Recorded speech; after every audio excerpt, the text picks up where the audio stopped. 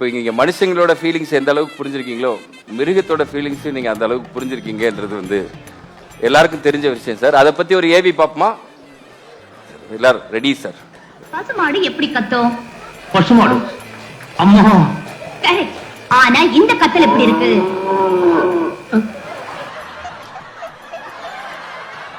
Sir இந்த ரிசர்ச்சும் நீங்கள் வந்து எப்படி பண்ணீங்கன்னு தெரிஞ்சுக்கிறது வந்து இது எப்படி பண்ணேன்னா, எங்களோட கலைஞான அண்ணன் ஒருத்தர் இருந்தார் கதாசிரியர். ஆக்சுவலாக இந்த சீக்வன்ஸே கிடையாது. முதல்ல சாதாரணமாக வேறு சீன்கள்லாம் போயிட்டு இருந்தது.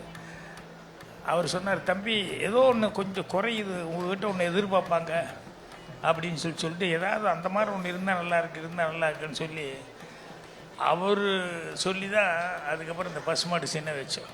அப்போ இது பசுமாடோட ஃபீலிங் இல்லை, அவரோட ஃபீலிங். ஓகே.